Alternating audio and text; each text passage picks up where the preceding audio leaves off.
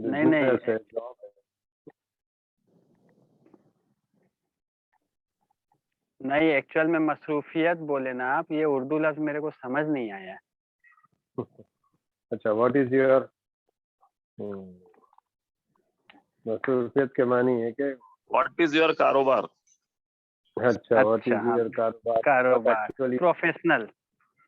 جی what جی is جی، your یہ پروفیشن، واٹ یو میرا ڈو. آٹو اچھا، کرتے کیا ایکچوئل میں ہے میرا آپ؟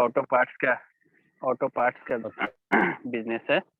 اور وہ جو ڈی جی وغیرہ ہے نا، ڈیزل جنریٹر، اچھا تو وہ جو بڑی بڑی جنریٹر آتی ہے نا پلانٹ میں، تو اس میں آگے میں کولنگ سسٹم رہتا ہے، وہ ریڈیٹر بولتے ہیں اس کو، وہ کاپر کا رہتا ہے. اچھا تو اپن اسی کا کام کرتے ہیں، وہ سیل بھی کرتے ہیں اور پلس ریپیئرنگ بھی کرتے ہیں. اور اس پہ ٹربو چارجر بھی بول کر کے ایک مشین ہے، ٹربائن، اس کا بھی اپنا کام ہے. ٹھیک ہے. اچھا ماشاء. تو آپ کے پاس اسٹاف وغیرہ ہے یا؟ ہاں ہاں، 2 ہے نا اسٹاف، 2 ہیں. میں اور میرے بہنوئی دونوں پارٹنرشپ میں کرتے ہیں. دونوں پارٹنر. جی، وہ بھی یہیں کے ہے لوکل، تو اچھا. قریب. اور آج جو ہمارا کرم سے 203واں دن ہے. انشاءاللہ آگے جو ہے ہم آج کا اس پروگرام شروع کرنے سے پہلے سب سے پہلے قرآن پاک کی تلاوت اور درس قرآن ہوگا. اس کے بعد انشاءاللہ ایک ترانہ پیش ہوگا، پھر ہمارے حزب معاون درس حدیث پیش کریں گے. تو میں آپ سب میں سے گزارش کروں گا، کوئی ساتھی سے اگر کوئی تیاری ہے تو آئیں، آگے بڑھیں. اور کیونکہ ہمارے ساتھی حنیف بھائی ابھی تک جوائن نہیں ہوئے، تو کوئی ساتھی آگے بڑھیں اور درس قرآن پیش کریں.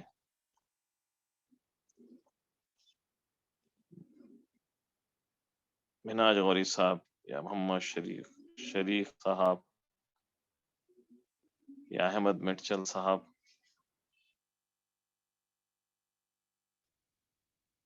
عبدالعلیم صاحب، کوئی بھی آگے بڑھ سکتے ہیں.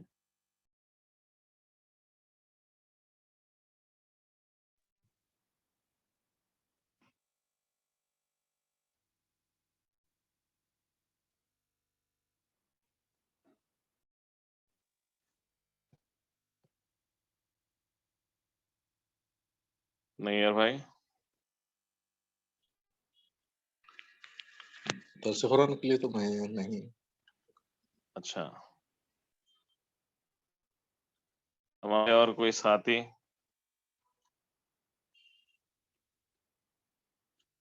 چلیے ایسا کریں گے، میں اپنے ترانے سے شروعات کرتا ہوں، یا پھر تھوڑی سی اگر کوئی خالی قرآن کی جو ہے تھوڑا تلاوت کر لیں تو پھر میں یعنی ترانہ پیش کر دیتا ہوں.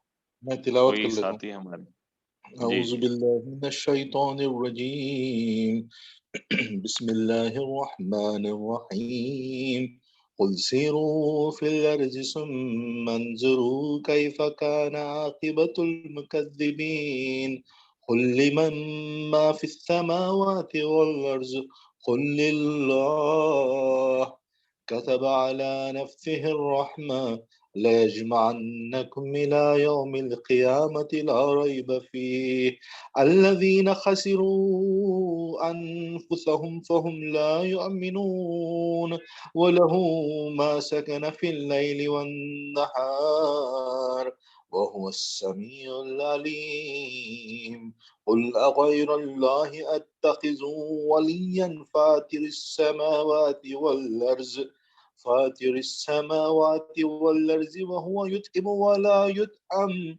قل إني أمرت أن أكون أول من أسلم ولا تكونن من المشركين. قل إني أخاف إن عصيت ربي عذاب يوم عظيم. صدق اللہ عظیم. سورہ الانعام کے دوسرے رکوع کی ابتدائی آیتیں تلاوت کی گئی ہیں. ترجمہ سماعت فرمائیے. اے محمد صلی اللہ علیہ وسلم، تم سے پہلے بھی بہت سے رسولوں کا مذاق اڑایا جا چکا ہے، مگر ان مذاق اڑانے والوں پر آخرکار وہی حقیقت مسلط ہو کر رہی جس کا وہ مذاق اڑاتے تھے۔ ان سے کہو ذرا زمین میں چل پھر کر دیکھو جھٹلانے والوں کا کیا انجام ہوا ہے۔ ان سے پوچھو آسمانوں اور زمین میں جو کچھ ہے وہ کس کا ہے؟ کہو سب کچھ اللہ ہی کا ہے، اس نے رحم و کرم کا شیوا اپنے اوپر لازم کر لیا ہے، اس لیے وہ نافرمانی اور سرکشیوں پر تمہیں جلدی سے نہیں پکڑ لیتا۔ قیامت کے روز وہ تم سب کو ضرور جمع کرے گا۔ یہ بالکل ایک غیر مشتبہ حقیقت ہے، مگر جن لوگوں نے اپنے آپ کو خود تباہی کے خطرے میں مبتلا کر لیا ہے وہ اسے نہیں مانتے۔ رات کے اندھیرے اور دن کے اجالے میں جو کچھ ٹھہرا ہوا ہے سب اللہ کا ہے، اور وہ سب کچھ سنتا اور جانتا ہے۔ کہو اللہ کو چھوڑ کر کیا میں کسی اور کو اپنا سرپرست بنا لوں؟ اس خدا کو چھوڑ کر جو زمین و آسمان کا خالق ہے اور جو روزی دیتا ہے روزی لیتا نہیں ہے۔ کہو مجھے تو یہی حکم دیا گیا ہے کہ سب سے پہلے میں اس کے آگے سر تسلیم خم کروں، اور تاکید کی گئی ہے کہ کوئی شرک کرتا ہے تو کرے، تو بہرحال مشرکوں میں شامل نہ ہو۔ کہو اگر میں اپنے رب کی نافرمانی کروں تو ڈرتا ہوں کہ ایک بڑے خوفناک دن مجھے سزا بھگتنی پڑے گی۔ اس دن جو سزا سے بچ گیا اس پر اللہ نے بڑا ہی رحم کیا، اور یہی نمایاں کامیابی ہے۔ صدق اللہ العظیم۔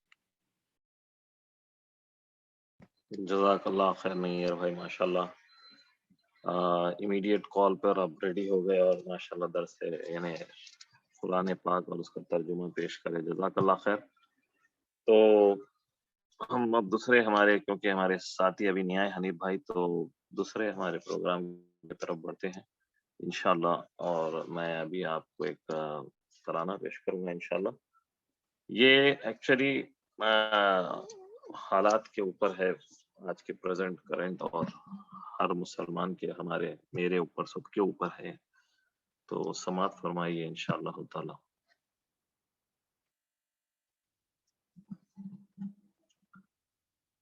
بسم اللہ الرحمن الرحیم۔ نام تو نے محمد علی رکھ لیا، نام تو نے محمد علی رکھ لیا، کیا یہی بس مسلمان کی پہچان ہے؟ نام تو نے محمد علی رکھ لیا، کیا یہی بس مسلمان کی پہچان ہے؟ گھر میں قرآن کو تو نے بند کر دیا، کیا یہی بس مسلمان کی پہچان ہے؟ گھر میں قرآن کو تو نے بند کر دیا، کیا یہی بس مسلمان کی پہچان ہے؟ تو نمازی بھی ہے، گھر میں ٹی وی بھی ہے، تو نمازی بھی ہے، گھر میں ٹی وی بھی ہے، تیرے گھر میں جوان تیری بیٹی بھی ہے،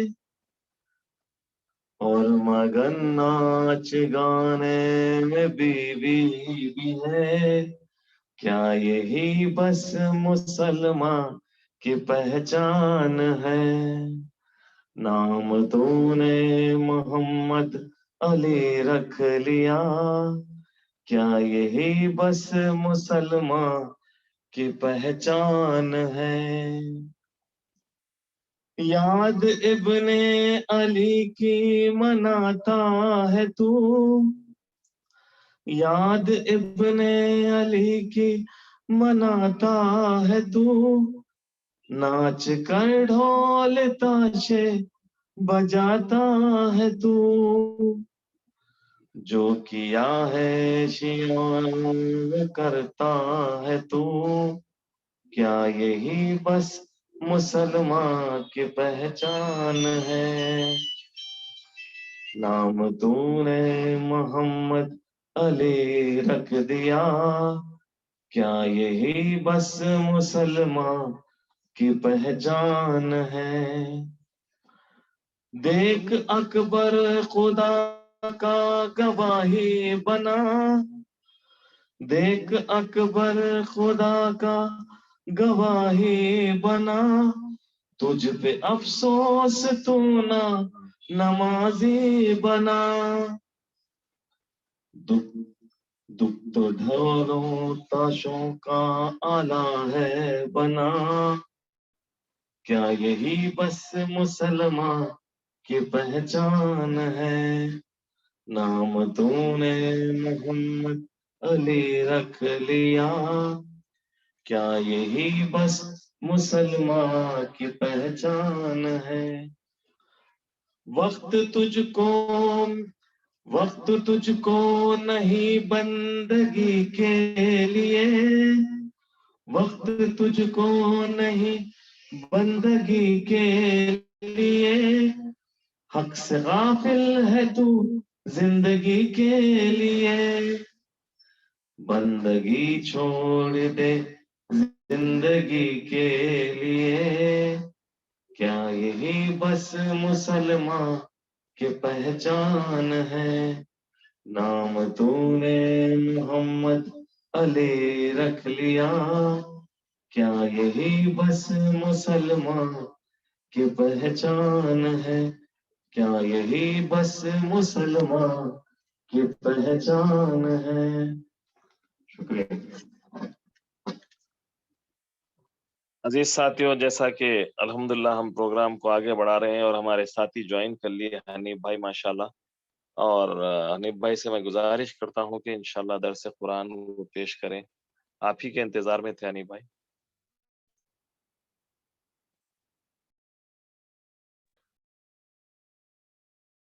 السلام علیکم ورحمۃ اللہ وبرکاتہ۔ وعلیکم السلام ورحمۃ اعوذ باللہ من الشیطان الرجیم، بسم اللہ الرحمن الرحیم، یا ایہا الذین آمنوا ادخلوا فی السلم کافہ ولا تتبعوا خطوات الشیطان انہ لکم عدو مبین، وَإِن زَلَلْتُم مِّن بَعْدِ مَا جَاءَتْكُمُ الْبَيِّنَاتُ فَاعْلَمُوا أَنَّ اللَّهَ عَزِيزٌ حَكِيمٌ۔ صدق اللہ العظیم۔ تمام تعریفیں اللہ رب العالمین کے لیے ہے جو کائنات کا خالق، مالک اور رازق ہے۔ درود و سلام حضرت محمد رسول اللہ صلی اللہ علیہ وسلم پر، جن کی زندگی ہم تمام کے لیے آئیڈیل، نمونہ اور سیدھا راستہ ہے۔ محترم حضرات، آپ کے سامنے سورہ بقرہ آیت نمبر 208 اور 209 دو آیتوں کی تلاوت کی گئی ہے، جس کا ترجمہ پیش خدمت ہے۔ اے ایمان لانے والو، تم پورے کے پورے اسلام میں آ جاؤ اور شیطان کی پیروی نہ کرو کہ وہ تمہارا کھلا دشمن ہے۔ جو صاف صاف ہدایت تمہارے پاس آ چکی ہیں، اگر ان کو پا لینے کے بعد پھر تم نے لغزش کھائی تو خوب جان رکھو کہ اللہ سب پر غالب اور حکیم و دانا ہے۔ محترم حضرات، یہ دو آیتوں کے اندر یہ سورہ بقرہ کی آیتیں ہیں، یہ اس میں اللہ تبارک و تعالیٰ فرما رہے ہیں کہ ایمان والوں سے خطاب ہے۔ ایمان اور اسلام، یعنی اے ایمان لانے والو، تو ایمان لانے والے کون ہیں اور اسلام کیا ہے، یہ دو چیزیں بالکل الگ الگ ہیں۔ تو اس کے اندر بتایا جا رہا ہے کہ سب سے پہلی چیز جو ہے وہ اللہ تبارک و تعالیٰ ایمان والوں سے مخاطب ہے۔ ایمان کیا ہے؟ اللہ پر، روز آخرت پر، فرشتوں پر، یہ ایک مان لینا، اس کو یقین کر لینا، یہ ایک چیز اس میں بتائی گئی، ایمان لانے والوں سے خطاب ہے۔ تو سب سے پہلے اللہ تعالیٰ یہاں فرما رہے ہیں تم پورے کے پورے اسلام میں داخل ہو جاؤ۔ تم پورے کے پورے سے مراد یہاں پر پورے جتنے جو لوگ لا الہ الا اللہ پڑھنے والے، محمد رسول اللہ پڑھنے والے جتنے بھی ہیں، یہ پورے آگے۔ پھر اور دوسری چیز میں بتائی جا رہی ہے اس میں کہ تم آدھے ادھر مت رہو، یعنی اسلام جو ہے، اسلام کا صحیح مفہوم کیا ہے؟ اسلام کا صحیح مفہوم اللہ کا بتایا ہوا قانون جو زندگی گزارنے کے لیے ہر انسان کو ضروری ہے۔ اسلام کا صحیح مفہوم جو ہے، اسلام اللہ تبارک و تعالیٰ نے جو قاعدے جو قوانین بتائے گئے ہیں، جیسا سورج اور چاند ہے، ہوا اور پانی ہے، جو اللہ کے بتائے ہوئے قانون پہ چل رہی ہیں، اور جس طرح انسان کے ہر اعضا بھی یعنی اسلام کے مطابق ہی ہے، یعنی اللہ تعالیٰ جس طرح فٹ رکھ دیا، جیسا آنکھ دیکھنے کا کام کرتی، کان سننے کا کام کرتے، زبان بولنے کا کام کرتی، پیر چلنے کا کام کرتے، اسی یہ پورے کے پورے اسلام کے دائرے میں ہیں۔ اور جس طرح سورج نکلتا ہے، مشرق سے نکلتا ہے، مغرب میں ڈوبتا ہے، وہ بھی اللہ کے قانون کے مطابق ہی ہے، یعنی اسلام پر ہی ہے وہ بھی۔ تو یہ تمام چیزیں اللہ تعالیٰ یہاں بتانے کا مقصد یہ ہے، یہ ایمان لانے والوں سے خطاب، یعنی ایمان والے ہم اللہ کو مانتے ہیں، روز جزا کو مانتے ہیں، نبیوں کو مانتے ہیں، کتابوں کو مانتے ہیں، پھر اس کے بعد میں اللہ یہ کیوں فرما رہا ہے کہ تم پورے کے پورے اسلام میں داخل ہو جاؤ؟ تو یہاں ہم کو غور کرنا چاہیے کہ اللہ کا بتایا ہوا جو قانون ہے وہ اس پہ ہم پورے کے پورے مکمل اتر جائیں، یعنی ایسا نہیں ہو کہ بس ہم نکاح کے وقت تک ہی ہم اسلام یعنی مسلمان ہیں، اسلام کے قانون کو عمل کر رہے ہیں، اور جب بچہ پیدا ہوا تو جب ہمارے کو اسلام یاد آ رہا، اقامت دے رہے، اذان دے رہے، اور جب کسی کا انتقال ہو گیا تو جنازہ پڑھانا ہے جب ہم کو اسلام یاد آ رہا۔ تو ایسا نہیں، زندگی کے ہر شعبے میں، زندگی کے ہر معاملے میں، چاہے وہ کاروباری لین ہو، چاہے نکاح کی محفل ہو، چاہے کوئی اچھا گھر میں کوئی ایسی دعوت ہو، تو وہاں ہر جگہ ہم کو یہ اسلام، اللہ کا قانون کیا ہے اس کے مطابق ہم کو یہ کرنا ہے۔ جو شخص اسلام کو مان لیتا وہ مسلم کہلاتا ہے، یعنی فرما بردار۔ تو یہاں اللہ تعالیٰ ایمان والوں سے خطاب، پھر اسلام میں پورے کے پورے داخل ہو جاؤ، پھر اس کے بعد میں اللہ تبارک و تعالیٰ فرماتے ہیں شیطان کی پیروی نہ کرو کہ وہ تمہارا کھلا دشمن ہے، یعنی کہ شیطان ہمارا ایسا کھلا دشمن ہے۔ اللہ کے نبی صلی اللہ علیہ وسلم فرمائیں کہ حدیث کا مفہوم ہے کہ جس طرح یعنی ہماری رگوں میں جس طرح خون دوڑتا ہے، جیسا گردش کرتا ہے، اس طرح شیطان ہمیشہ ہمارے پیچھے لگے ہوا رہتا، یعنی نماز میں ہو یا تلاوت کر رہے ہوں یا ہم بہرحال دنیا کے جو بھی کام میں ہم مصروف رہتے ہیں، وہاں پر جو ہے سو شیطان ہم پر مسلط ہو سکتا۔ تو اللہ تبارک و تعالیٰ فرما رہے تم جب ایمان لا لیے، اللہ پر یقین کر لیے، تم کو ہر وہ چیز کا اجر ملنے والا ہے، جو اچھائی جو کریں گے تم وہ ملنے والا ہے۔ تم اسلام کے مطابق جب زندگی گزار رہے ہیں تو شیطان کی پیروی نہ کرو، شیطان کیونکہ وہ تمہارا کھلا دشمن ہے، چھپا ہوا دشمن نہیں ہے۔ اور جس طرح میدان جہاد کے اندر سامنے دشمن جیسا کھلا ہوتا ہے، اس سے بھی خطرناک ہے، یہاں پر یہ چیز بتائی جا رہی۔ پھر اس کے بعد اللہ تبارک و تعالیٰ فرماتا ہے جو صاف صاف ہدایت تمہارے پاس آ چکی ہے، اگر ان کو پالنے کے بعد پھر تم نے لغزش کھائی تو خوب جان رکھو کہ اللہ سب پر غالب اور حکیم و دانا ہے۔ یعنی سب صاف صاف ہدایت کیا ہے؟ صاف صاف ہدایت اللہ تبارک و تعالیٰ کی یہ کتاب ہے، اللہ کے نبی صلی اللہ علیہ وسلم کی سیرت ہے، پورے ایک دم صاف کلیئر ہے اس کے اندر، یعنی انسان اس دنیا میں کس طرح کامیاب ہو سکتا اور آخرت میں کس طرح کامیاب ہو سکتا، وہ پورے کھلے کھلے واضح دلائل اللہ کی کتاب میں ہم سب کو مل جاتے۔ یعنی یہ ایسی کتاب ہے جس کے اندر ذرہ برابر بھی شک نہیں کر سکتے ہم۔ تو یہ پورا اسلامی جو طریقہ ہے یہاں ہم کو اس کتاب اللہ کے اندر ہم کو مل جائے گا، اور اللہ کے نبی صلی اللہ علیہ وسلم کی سیرت سے ہم کو معلوم ہو جائے گا۔ اگر ذرا بھی لغزش کھائے ہم اس کتاب کو چھوڑے کون سے بھی پہلو میں، یعنی کہ ہمارے زندگی کے کوئی پہلو میں اگر اس قرآن سے ہم فیصلہ نہیں کرے، اس قرآن کے مطابق اگر نہیں چلے، تو اللہ تعالیٰ بتانے کہ تم شیطان کی پیروی کر رہے ہیں۔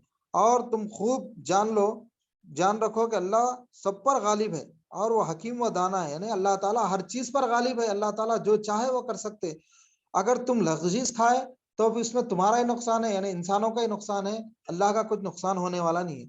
تو ان دو آیتوں کے اندر یہی بتایا گیا کہ اسلام اصل کیا ہے اور ایمان کیا ہے، پھر پیروی ہم کو کس کی کرنی چاہیے، اور شیطان ہمارا کھلا دشمن ہے۔ تو ان آیتوں کے اندر یہ چیز بتائی گئی۔ اللہ تبارک و تعالیٰ ہم سب کو کہنے اور سننے سے زیادہ عمل کی توفیق عطا فرمائے۔ اللہ تعالیٰ ہم کو اسلام پر پورا مکمل اتار دے، اور ہمارے ایمان میں، ہمارے یقین میں تازگی عطا فرما۔ بفضل سبحان ربک رب العزت عما یصفون والسلام علی المرسلین والحمد للہ رب العالمین۔ جزاک اللہ خیر۔ السلام علیکم۔ آمین یا رب، آمین آمین، جزاک اللہ خیر۔ ماشاء اللہ بہترین ایکسپلینیشن۔ آل دو ہمارے حنیف بھائی ہمارے علی جوائنرز میں سے ہے جو ہمیشہ ٹائم پہ جوائن ہوتے. آج کچھ مصروفیت ان کی شاید تھی جس کی وجہ سے دیر سے جوائن ہوئے، لیکن پھر بھی جو ہے وہ اپنا حصہ اپنا پارٹ پیش کرے. ماشاءاللہ، جزاک اللہ خیر حنیف بھائی. اور ہمارے ساتھی اب مناف صاحب سے میں درخواست کرتا ہوں کہ وہ درس حدیث پیش کریں انشاءاللہ. مناف بھائی. السلام علیکم ورحمۃ اللہ وبرکاتہ. ساری تعریف اللہ کے لیے ہے جس نے ہمیں پیدا کیا، اور سلام ہو اللہ کے رسول پر جس کے ذریعے اس نے ہمیں ہدایت دی. آج میں جو حدیث پیش کرنے جا رہا ہوں وہ انس رضی اللہ تعالیٰ عنہ سے ہے. انس رضی اللہ عنہ قال سمعت رسول اللہ صلی اللہ علیہ وسلم یقول قال اللہ تعالی یا ابن آدم انک ما دعوتنی ورجوتنی غفرت لک علی ما کان منک ولا ابالی. یا ابن آدم لو بلغت ذنوبک سنان السماء ثم لو استغفرتنی غفرت لک. یا ابن آدم انک لو اتیتنی بقراب الارض خطایا ثم لقیتنی لا تشرک بی شیئا لاتیتک بقرابها مغفرہ. صدق اللہ العظیم و صدق رسول الکریم.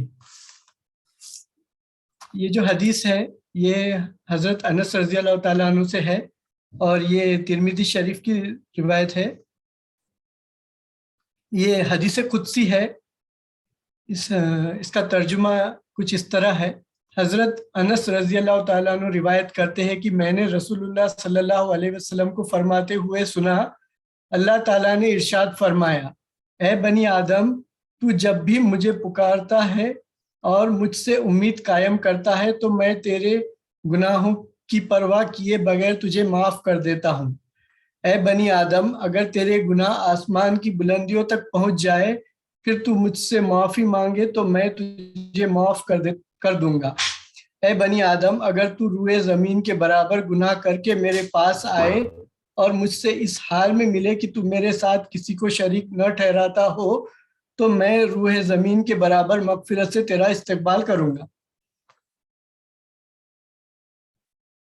اس میں انس رضی اللہ تعالیٰ عنہ کہتے ہیں کہ میں نے خود سنا ہے رسول اللہ صلی اللہ علیہ وسلم نے فرمایا، اللہ فرماتا ہے جب کوئی بندہ مجھے اپنے گناہوں کی معافی کے لیے پکارتا ہے اس امید کے ساتھ کہ میں اس کے گناہ معاف کر دوں گا چاہے وہ کتنے ہی زیادہ ہو.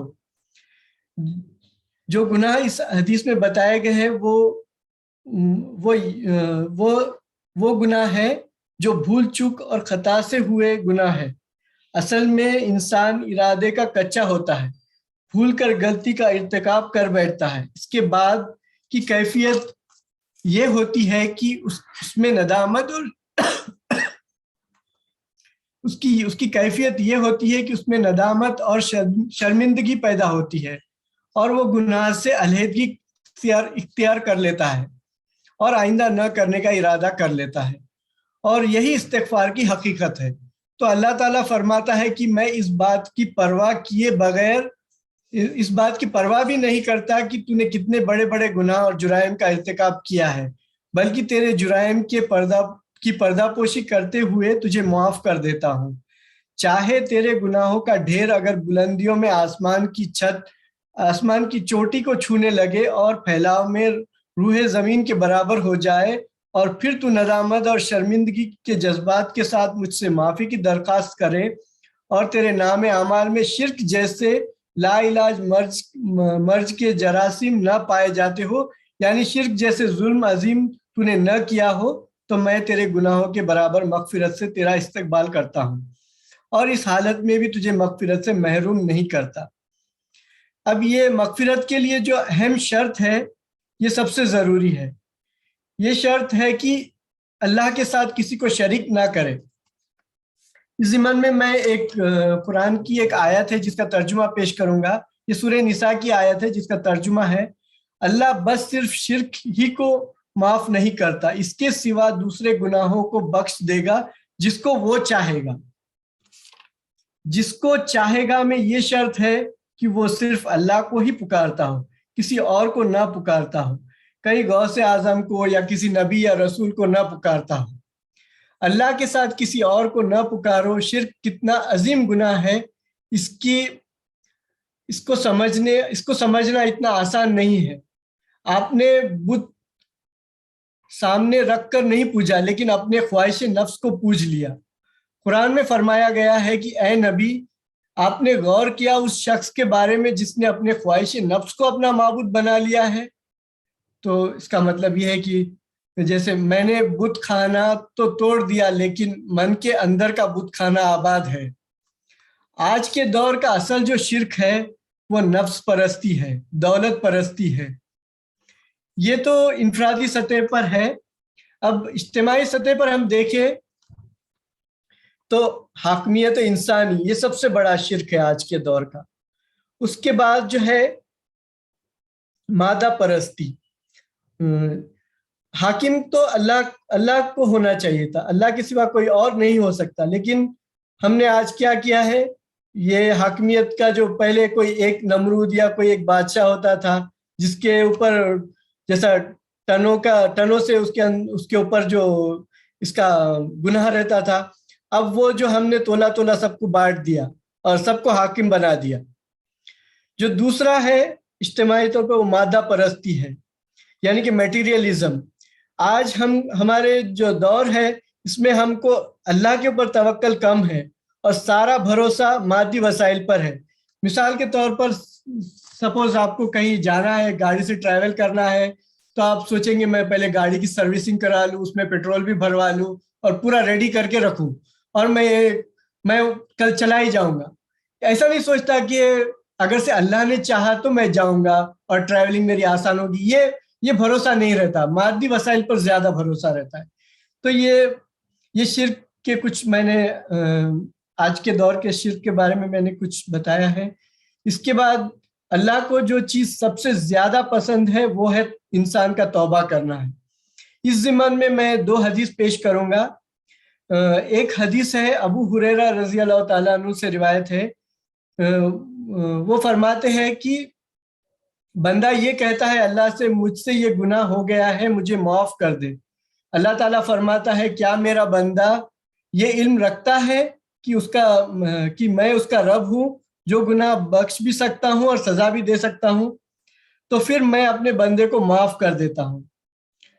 پھر وہ دوبارہ گناہ کر بیٹھتا ہے اور پھر معافی مانگتا ہے, تو اللہ تعالیٰ پھر یہ بات کہتا ہے کہ اگر سے میرا بندہ اس بات کا علم رکھتا ہے کہ میں اس کا رب ہوں اور جو گناہ وہ کرے اس کو میں بخش بھی سکتا ہوں اور اسے سزا بھی دے سکتا ہوں, تو پھر میں اپنے بندے کو معاف کر دوں گا. پھر کچھ دن کے بعد وہ پھر گناہ کرتا ہے, پھر اللہ سے معافی مانگتا ہے, تو اس بار اللہ کہتا ہے کہ میں نے معاف کر دیا, اب چاہے جو چاہے وہ کرو. یہ اللہ کی شان غفاری ہے. ایک دوسری حدیث میں آیا ہے, یہ حضرت انجم تم رضی اللہ تعالیٰ عنہ سے ہے اور یہ مسلم کی حدیث ہے. وہ فرماتے ہیں حضور صلی اللہ علیہ وسلم نے یہ بات بیان فرمائی, کسی شخص نے یہ کہا کہ اللہ کی قسم اس کو تو اللہ کبھی معاف نہیں کرے گا. اس پر اللہ تعالیٰ فرماتا ہے یہ کون ہے جو مجھ پر حاکم بنا بیٹھا ہے, میں نے اس کو تو معاف کر دیا لیکن تیرے سارے اعمال ضائع کر دیا. اس لیے ہمیشہ کسی پر بھی جہنم کے فتوے لگانے سے پہلے یہ حدیث کو یاد رکھ لینا چاہیے اور کسی کے اوپر بھی ایسا جہنم کا فتویٰ نہیں لگانا چاہیے. ہمیشہ اللہ سے دعا کرنی چاہیے, استغفار کرنا چاہیے, اللہ سے امید رکھنی چاہیے اور شرک سے ہمیشہ بچنے کی کوشش کرنا چاہیے. تو آخر میں دعا ہے کہ اللہ تعالی ہم سب کے گناہوں کو معاف کرے اور ہمیں شرک سے بچنے کی توفیق عطا کرے. آمین یا رب العالمین. جزاک اللہ خیر. یہ تھے جناب ڈاکٹر مناف صاحب. یہ ماشاءاللہ اتنا بہترین آپ پیش کرے ہیں اور خاص طور پہ اللہ تبارک تعالیٰ جو غفور الرحیم ہے اور پھر توبہ کے شرائط جو ہے ماشاءاللہ. ایک چیز میں بولتے ہوئے اپنی بات رکھوں گا کہ اگر میں ہمیشہ مثال دیتا ہوں کہ اگر مثال کے طور پہ ہم 2 لوگوں کو کام پہ اپوائنٹ کرے ہمارے پاس، جیسے کہ سیکورٹی گارڈ کے لیے کیوں نہ ہو، اور اگر ایک سیکورٹی گارڈ جو ہے ہمارے پاس آ رہا ریگولر، یعنی ایک دن آتا یا ایک دن نہیں آتا، پھر کچھ اپنے پرابلمز بتاتا کہ بھائی میرے گھر میں طبیعت خراب تھی صاحب آج اس وجہ سے نہیں آ سکا، اور دوسرا جو سیکورٹی گارڈ ہے وہی سامنے والی گھر میں ان کی بلڈنگ میں جا کے وہ کام کرتا ہے، اور دونوں جو ہے مہینے کے بعد آ کے جو ہے تنخواہ پوچھتے ہیں، تو وہ جو سیکورٹی گارڈ ہے جو آپ کے پاس کام کر رہا، کسی دن آ رہا کسی دن نہیں آ رہا، اور معافی چاہ رہا آپ سے اور ریزنز بتا رہا کہ بھائی آج بچے کی طبیعت خراب تھی صاحب اس لیے نہیں آیا، معاف کر دیجئے، وہ جو سامنے والے کے پاس پورا مہینہ کام کرا، بھلے ہی وہ نیٹ اپنی ڈیوٹی ٹائم پہ آتا تھا، ٹائم پہ کام کرتا تھا، لیکن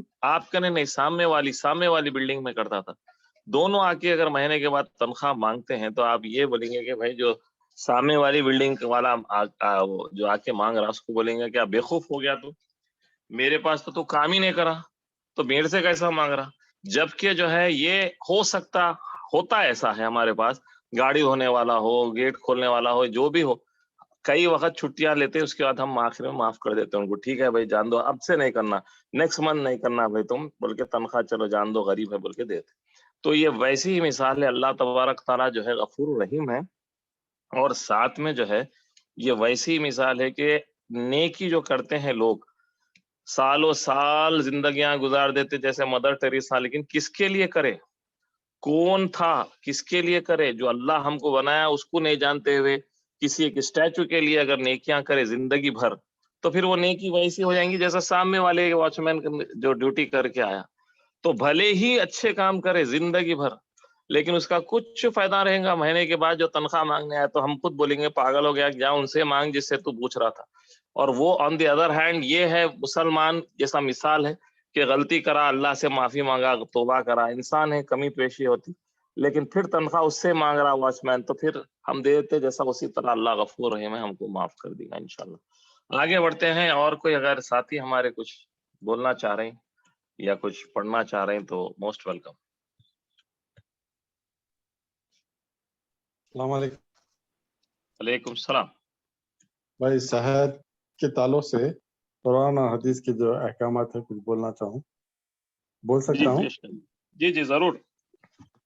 صحت سے بے توجہی اللہ کی نعمت کی ناشکری ہوتی، تندرستی کے لیے نبی ہدایت پر عمل کریں۔ سب سے پہلے صحت خدا کی عظیم نعمتوں میں سے ایک ہے، عبادت کی تکمیل بھی اس وقت تک نہیں ہو سکتی جب تک کہ بدن انسانی صحت مند نہ رہے۔ اسلامی عبادت میں نماز اور حج ایک صحت مند انسان ہی صحیح طور سے ادا کر سکتا ہے، باقی جو بیمار رہتے وہ تو ادا نہیں کر سکتے خوش نوئی سے۔ لہذا ارکان اسلامی کی ادائیگی کے لیے ایک صحت مند جسم کی ضرورت ہے۔ اچھی صحت پر ہی انسان کی خوشگوار زندگی کی بنیاد ہوتی ہے۔ صحت مند انسان اپنے لیے بھی بہتر ہوتا ہے، سماج کے لیے بھی مفید ہوتا ہے، اور اللہ رب العالمین کو بھی پسندیدہ ہوتا ہے۔ اسلام نے اپنی تعلیمات میں بار بار صحت کی جانب توجہ دلائی۔ رسول اکرم صلی اللہ علیہ وسلم کا ارشاد ہے کہ تم پر تمہارے جسم کا حق ہے، بخاری شریف کی ہے، اور قرآن کریم میں اللہ رب العزت نے یہ دعا سکھائی، سورہ بقرہ کی 201 آیت ہے، اس کا ترجمہ ہے، اے ہمارے رب، ہمیں دنیا میں بھی اچھائی عطا فرما اور آخرت میں بھی اچھائی عطا فرما، اور ہمیں آخرت کے عذاب سے بچا۔ تو اس طرح سے صحت کو خراب کرنے والی ایک بنیادی وجہ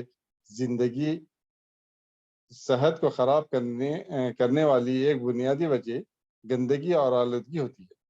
اسلام نے بڑی تاکید کے ساتھ ایسی ہدایت فرمائی ہے جس سے گندگی ختم ہو اور صفائی و پاکی حاصل۔ قرآن کریم میں اللہ تعالیٰ نے یوں ارشاد فرمایا، اپنے کپڑوں کو پاک و صاف رکھو، سورہ مدثر میں ہے۔ بلکہ رسول اللہ اکرم صلی اللہ علیہ وسلم نے تو یہاں تک فرمایا کہ صفائی آدھا ایمان ہے، اور مسلم اسلام اپنے ماننے والوں کو صحت مند و توانا دیکھنا چاہتا ہے، جس کا اشارہ حدیث پاک میں کچھ یوں ملتا ہے قوی مومن اللہ کے نزدیک کمزور مومن سے بہتر ہے، قوی مومن اللہ کے نزدیک کمزور مومن سے بہتر ہے، یہ مسلم شریف کی حدیث ہے۔ اور اسلام حکم دیتا ہے کہ صحت جیسی عظیم نعمت کی ہم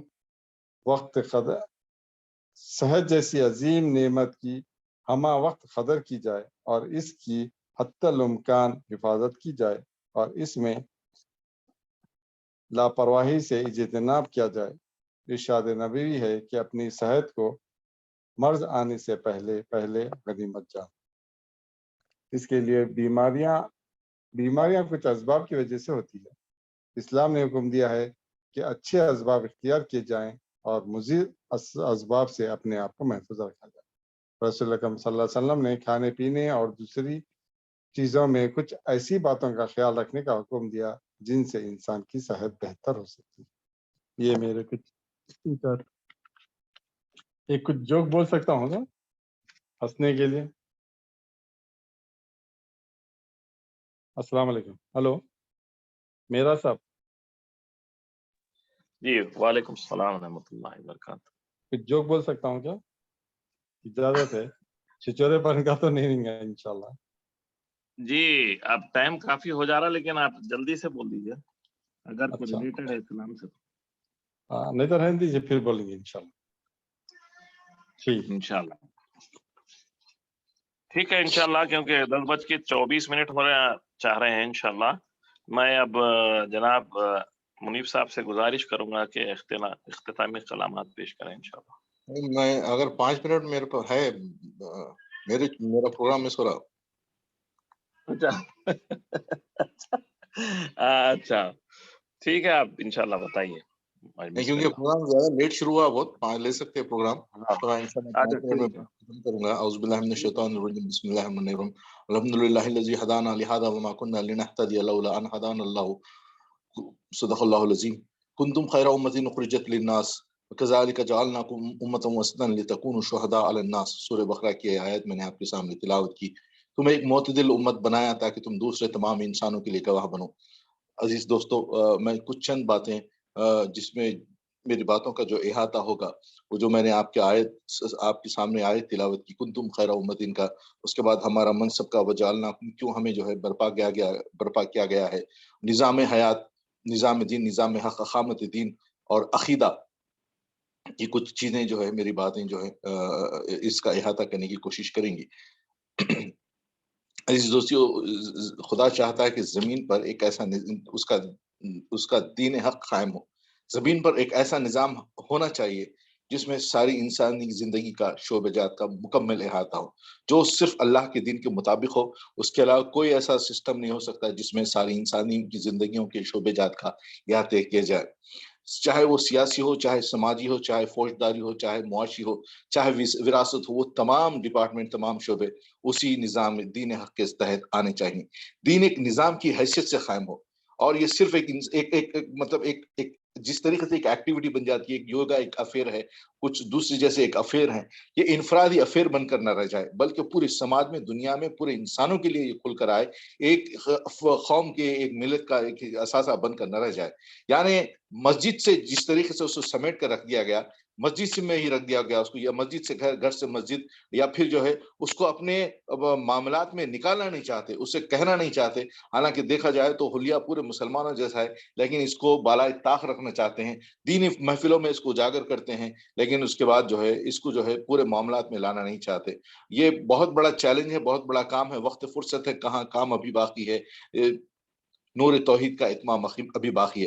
اب جو اقامت دین جس کو ہم بار بار کہتے ہیں، یہ اقامت دین کو، اس کو جو ہے اس کے ہمارے پاس اس کا شعور ہونا چاہیے، جو منصب، جس منصب پہ ہمیں رکھا گیا اس منصب کا، اور اقامت دین ایک فریضہ ہے، اور اس کی دوسری ثانوی حیثیت ہو ہی نہیں سکتی، اور ہر مسلمان کو اس میں کوئی شک و شبہ سے بالا تر ہونا چاہیے اقامت دین کے فریضے سے۔ دوسروں کے پاس اس کے پاس بہت سارے تعویلات ہیں، انٹرپریٹیشنز ہیں، وہ اسلام میں، دعوت میں، شرعی امور پر بحث کر سکتی ہیں، ان کے پاس یہ ان چیزوں کو تعویلات بنا کر اقامت دین کے تصور سے دنیا کو ہٹانا چاہتی ہے، اور جو اقامت دین کی بات کرتے ہیں اس کے پر ان تعویلات کو لا کر جو ہے اس کے اوپر جو ہے طنز کرتی ہیں۔ اب آپ دیکھیے، دوسری قوموں میں اور ہمارے قوموں میں کیا فرق ہے؟ دوسری قومیں اپنے مقصد کے لیے جیتی ہیں، محدود مقصد کے لیے جیتی ہیں، لیکن مسلمان جو ہے ایک مشنری قوم ہے، ان کے اوپر ایک ذمہ داری ہے، ایک منصب ہے، اس کام کو اب جو ذمہ داری ہے اسے وہ فریضہ سمجھتے ہیں، اور جو اس کی خاطر کھڑے، اسی کی خاطر جیتے ہیں، اسی کی خاطر مرتے ہیں، اور اس کی خاطر جو ہے اپنی ہر چیز انرجی لگاتے ہیں۔ اور اس بات کے لیے ہمیں شرع صدر مکمل اطمینان ہونا چاہیے، کم سے کم اس بات کا شعور ہونا چاہیے۔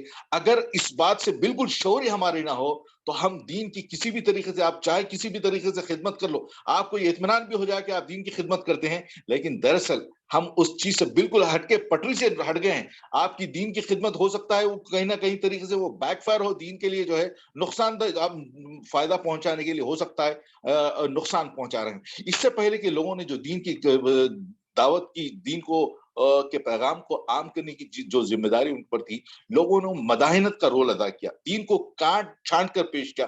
اس وجہ سے لوگوں کے تصور کو ایک بڑے لامحدود تصور سے ایک لا کے ایک خانے میں بٹھا دیا، ایک محدود تصور کر دیا۔ اسی لیے ہم آج دیکھتے ہیں کہ یہ جو کانسیپٹ ہمارے پاس ہے، جو بڑے بڑے ٹرمینالوجیز ہیں، لوگوں کے سامنے ہم اقامت دین کی بات کرتے ہیں تو لوگ چونک جاتے ہیں۔ اقامت ہمارا منصب کیا ہے ان کو اگر یاد دلانے کی کوشش کرتے ہیں تو ہمارا بولتے ہیں کہ ہمارا منصب، یہ تمام چیزیں ہمارا منصب اس وجہ سے نہیں اٹھایا گیا ہے۔ تو یہ بڑے بڑے ٹرمینالوجیز ان کے لیے ایک بہت بڑے پہاڑ جیسے لگتے ہیں، چونک جاتے ہیں۔ تو مداحنت کر کے جب پیش کیا گیا تو ان لوگوں کا جو ہے تصور بھی جو ہے محدود ہو گیا۔ اس کا انجام یہ ہوا، آج ہماری حالت یہ ہے کہ جیسے ایک انجان شاہراہ پر ہم جا رہے ہیں، کوئی ہمیں پہچانتا نہیں، اور دوسرے نظاموں کے تحت غلاموں کی طرح خیرات مانگتے ہوئے آج ہم اپنی زندگی گزر کر رہے ہیں، جہاں اس کی شریعت ہو نہ اس کی، ہماری جو ہے شریعت محفوظ ہے، سلامت ہے، نہ ہماری جان مال سلامت ہے۔ اور اس کے بعد اگر دین کے معاملے میں جب بات کی جائے تو اگر کوئی ایک شعبے کو پکڑ لیا جاتا ہے اور اس کی چیز کو پکڑ کر شدت پسندی کا مظاہرہ کرتا ہے کہ یہ کام بہت ضروری ہے، اسی کو میں پکڑ کے رہوں گا، اور اسی کے بارے میں تعویلات پیش کرتا ہے، اسی کے بارے میں فضائل گناتا ہے اور تمام چیزوں کو چھوڑتا ہے، یہ دین میں ترمیم کرنے کے برابر ہے۔ یہ ایک فرد جرم ہے۔ آپ یہ مت سمجھیے کہ میں ایک چیز پکڑ لیا ہوں، اس میں مہارت چاہتا ہوں تو یہ نہیں ہے، بلکہ یہ دین میں ترمیم کے برابر ہے۔ اقامت دین کے کام سے رک جانا بہت بڑا جرم ہے۔ وقتیہ فتنے کے خلاف کوشش کرنے کو لوگ جو ہے، اگر کوئی فتنہ اٹھ جائے تو لوگ سمجھتے ہیں بس اس کے خلاف محدود ویژن کی وجہ سے کیا کرتے ہیں، اس کے خلاف ایک سولوشن کے لیے کام کریں، بس یہ فتنہ ہٹ جائے۔ حالانکہ نہ سولوشن وہ فتنے کو ہٹا سکتا ہے، یہ صرف ان کے اطمینان کے لیے کہ انہوں نے دین کی خدمت کی۔ بنی اسرائیل کا کیا معاملہ تھا، وہ بھی جو ہے دین کی آیات کو، اللہ کی آیات کو لوگوں سے چھپا کر رکھتے تھے، اور آج ہمارے علماء نے بھی کیا کیا مداحنت کا کام کیا، لوگوں سے جو ہے اللہ کی آیات کو چھپایا اور ان کو محدود تصور کے اس میں ڈال دیا۔ جب تک دین نافذ نہیں ہوگا ہمیں سربلندی عطا نہیں ہو سکتی۔ آپ کسی بھی تصور پہ کوئی بھی مسلمان یہ سمجھتا ہے کہ ہم اس طریقے سے یا کسی اور طریقے سے کام کریں گے تو ہماری جو ہے سربلندی ہوگی، دین نافذ، بغیر دین نافذ ہو گیا ہمیں سربلندی نہیں ہوگی۔ اس کے بغیر ہماری پہچان دیوار سے ایک ایک الگ اینٹ کی حیثیت سے ہے، جو جس کو اگر اس کو رکھو تو وہ خود میں دیوار نہیں بنے گی، بلکہ اس کی شناخت صرف ایک اینٹ کی رہ جائے گی۔ اور صحابہ رضی اللہ عنہ کا کیا معاملہ تھا، جب وہ دین کی خدمت کرتے تھے، جب دین لوگوں تک پہنچاتے تھے، انہوں نے کبھی مداحنت نہیں، کیونکہ اسلامی حکومت سے کم ان کے پاس کوئی ویژن ہی نہیں تھا، وہ بات ہی نہیں کر سکتے تھے، کوئی دوسری چیز ان کے پاس نہیں تھی۔ لیکن آج محدود سوچ نے جس طرح انسانی دماغوں کو جکڑ لیا ہے، اسے مسلمانوں کو نکالنا ہمارے لیے بہت بڑا چیلنج ہے۔ اب میری بات بہت طویل ہے، لیکن میں نے 5 منٹ کی بات کی بولا تھا، اب میں اپنی بات کو ختم کرتا ہوں کہ اس چیلنج کو ختم کرنے کے لیے کیا چاہیے کہ ہمارا بھی شرع صدر ہونا چاہیے، ہمارا مطالعہ اتنا وسیع ہونا چاہیے کہ لوگوں کو اس محدود ذہنیت سے نکالے، اور جو ہے لامحدودیت، جس طریقے سے میں نے اقامت دین کی بات کی، اس طرف لوگوں کا جو ہے رجحان، اس طریقے سے ان کی معلومات کا اضافہ کرنا چاہیے۔ وآخر دعوانا الحمدللہ رب العالمین۔ ماشاءاللہ ماشاءاللہ، نیار بھائی ہمیشہ کی طرح جذباتی اور بہت اثردار، کم ٹائم میں تقریباً اپنے باتیں رکھنے کی کوشش کرتے ہیں ماشاءاللہ۔ اور ماشاءاللہ اسی کے ساتھ میں جو ہے، کیونکہ 10:30 ہو چکے ہیں، منیب بھائی سے گزارش کروں گا کہ اپنی بات رکھیں۔ جناب منیب صاحب۔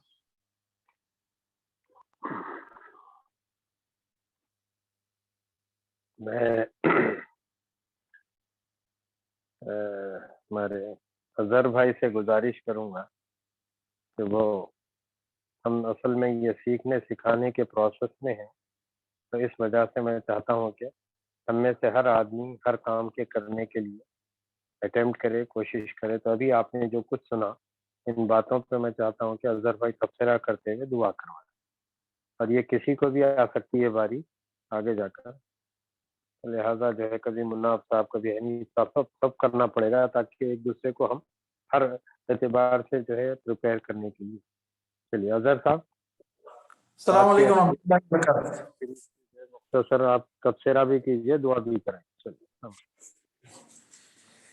الحمدللہ اللہ کا کرم ہے کہ ہمارے پاس جو ہے درس قرآن حنیف صاحب نے دیا ہے, پہلے کی بنسبت جو ہے کافی امپرومنٹ ہے الحمدللہ. اس کے بعد درس حدیث مناف تارہ صاحب ہمارے سامنے رکھے. وہ جو آخری کی حدیث انہوں نے پیش کیا کہ اللہ تعالیٰ جو ہے لوگوں کو کس طرح معاف کرتا ہے, کہ جب اس کے پاس وہ پلٹ کر رجوع ہوتا ہے تو وہ دوبارہ معاف کرتا ہے, پھر پلٹ کر رجوع ہوتا ہے تو دوبارہ معاف کرتا ہے, یہاں تک کہ آخری حدیث کا یہ میں مطلب یہ لیا کہ بندہ اب جو چاہے کر لے میں اسے معاف کر دوں گا.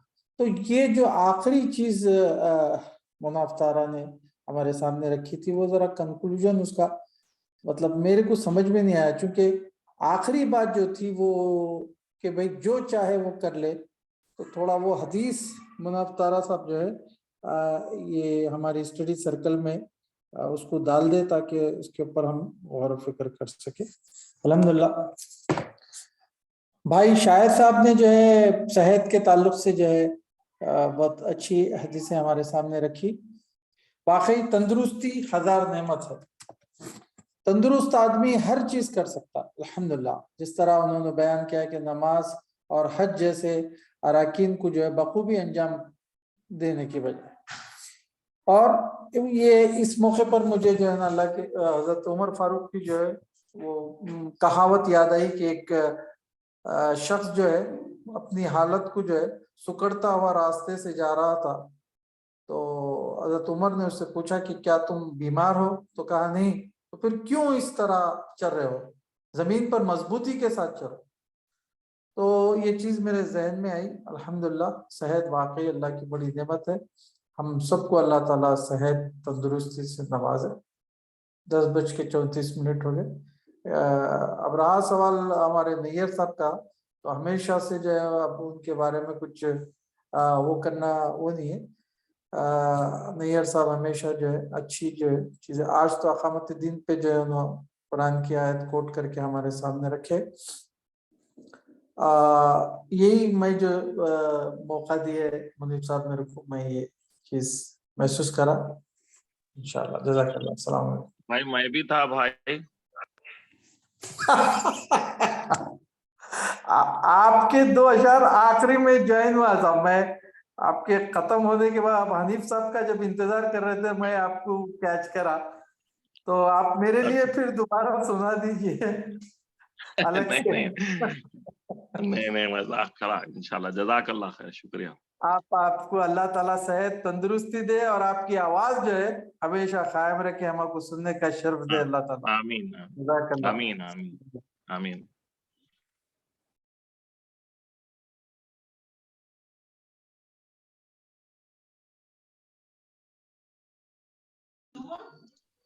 جی منیب صاحب سے گزارش کروں گا دعا کے ساتھ یہ پروگرام ختم کیجیے. شاہد بھائی کا ایک لطیفہ باقی رہ گیا, وہ سن لیں گے. وہ چیز میرے کو یاد آ رہی تھی لیکن وقت کے حساب سے میں خاموشی اختیار کر گیا. شاہد بھائی کا لطیفہ سنیں. بعد میں سنایا تھا منیب بھائی. یہ سیکھنے سکھانے کی محفل ہے, 2-4 منٹ کوئی بات جی نہیں ہے. لطیفہ یہ ہے, ایک استاد اور شاگرد کا ہے. استاد پوچھتے یعنی شاگرد سے, بھینس کتنی ٹانگیں ہوتی ہے؟ شاگرد بولتا, سر یہ تو کوئی بیوقوف بھی بتا دیتا, ایسی آپ بات پوچھ رہے ہیں کیا؟ تو استاد بولتے, اسی لیے تو تم سے پوچھ رہا ہوں, یعنی انہیں بیوقوف ہے بلکہ. اور ایک ہے, استاد شاگرد سے پوچھتے کہ مشہور لڑائیوں کا تعلق سے بولو بولتے. تو ایک شاگرد بولتا, شاگرد کیا بولتا, استاد امی نے گھر کی باتیں باہر بتانے سے منع کر رکھی ہے. یہی دو تھے. میں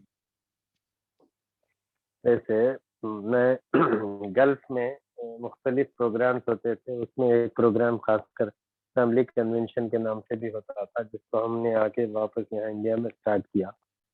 حیدرآباد جنوب سے کرے اب تک تو بہت سی جماعتیں جاتی ہیں. تو اس میں ہم نے ایک نشست یہ رکھی تھی، مزاح. اللہ کے نبی صلی اللہ علیہ وسلم کیا ایسی ڈرائی شخصیت تھی کہ لوگ آپ سے ملے تو ہمیشہ سیریس ہو جائیں، یا آپ نے کبھی لوگوں کو ہنسایا بھی؟ فرق صرف اتنا ہے کہ جھوٹ کا سہارا نہیں ہے. تو کبھی اس بات کو رکھیں گے اور ہم میں سے ہر ایک کوشش کرے کہ اللہ کے نبی صلی اللہ علیہ وسلم کی وہ کون سی باتیں تھیں جس کی وجہ سے، ہاں یہ ضرور تھا کہ آپ خیخے مار کے نہیں ہنستے، اتنا مسکراتے کہ آپ کے پورے دانت نظر آتے، لیکن آپ نے کتنے ہی موقعوں پر لوگوں کے اندر مزاح دوڑائی ہے. طنز نہیں ہوتا تھا لیکن مزاح ضرور ہوتی تھی. تو مزاح دراصل بیسیکلی کیا ہے، ایک زندگی کی علامت ہے. یعنی لافٹر جو ہے اپنے آپ میں تھراپی کے نام سے ڈاکٹر مناف جانتے ہیں، یعنی بیماریوں کا علاج مزاح کے ذریعے سے، ہنسی کے ذریعے سے. خیر، تو بہرحال اللہ تعالیٰ اس نشست کو اپنی جناب میں قبول فرما لے، ہماری کوتاہیوں کو درگزر کر دے، اور اللہ جس کسی بھائی نے جو کچھ پیش کیا ہے ان کوششوں کو نہ صرف اپنے یہاں شرف قبولیت عطا فرما، بلکہ اپنے شایان شان انہیں اس کا اجر دے، ان کے اور ہم سب کے علم میں اضافہ فرما. اور اے الہ العالمین، ہم سب سے تو راضی ہو جا، اس نشست کو اپنی جناب میں قبول فرما لے، اور ہم سب تجھ سے راضی ہیں اللہ. اے اللہ، ہم تیرے رحمان والے بندوں میں سے ہو جائیں جو جن کی آنکھوں کو ٹھنڈک کی دی اور ان کے بچوں سے پہنچتی ہیں. اللہ ہم سب کو متقیوں کا امام بنا دے. اے اللہ، ساری دنیا کے مسلمانوں کی جان مال عزت آبرو کی حفاظت فرما. اور اے الہ العالمین، وہ پریشان حالوں کی پریشانی کو دور فرما، مشکلوں میں پھنسے لوگوں کی مشکلوں کو آسان کر دے، قرضوں میں ڈوبے لوگوں کو قرضوں کی ادائیگی عطا فرما. بہنیں بیٹیاں کے نکاحوں کی عمروں سے آگے جا رہی ہیں، اللہ ان کے نکاحوں کی آسان سبیلی عطا فرما. ہمارے درمیان امت مسلمہ میں جتنے تاجر پیش آئے ان کی تجارتوں میں برکت عطا فرما. ہماری اولادوں کو ہماری آنکھوں کی ٹھنڈک بنا. اور اللہ ہمیں ہمارے اندر کینہ، کپٹ، حسد، جلن، بغض جیسی بیماریاں اگر ہوں تو اس سے دفع فرما سے دور کر دے. اور الہ العالمین، یہ آنے والے مہینے مارچ 10 کو اس ملک کی تقدیر میں تبدیلی لے آ. اللہ ظالموں سے، ان کے ظلم سے، اس انسانیت کو، اس ملک کی مضمون انسانیت کو نجات عطا فرما، ان کی ظلم اور زیادتیوں سے. پروردگار عالم، ہماری کوتاہیوں کو درگزر کر، گناہوں کو معاف فرما، ہم سب کی مغفرت کر دے. اور اللہ جو کچھ ہم مانگتے ہیں اسے بھی قبول فرما، اور جو کچھ مانگنے سے رہ گیا اسے بھی اپنی سایہ نشان قبول کر لے. الہ العالمین، ہم بڑے محتاج ہیں، بڑے کمزور ہیں، بڑے ناتوان ہیں، خطاؤں سے بھرپور ہیں، لیکن اس کے باوجود اللہ زمین پہ ہم ہی تیرے خلیفہ ہیں، تیرے نبی محمد رسول اللہ کی امتی ہیں. اللہ ہم سب پر رحم کرم فضل والا اللہ کرے. اور اللہ ہم سب کو معاف فرما. سبحان رب العزت عما یصفون والسلام علی المرسلین والحمد للہ رب العالمین. السلام علیکم ورحمۃ اللہ. السلام.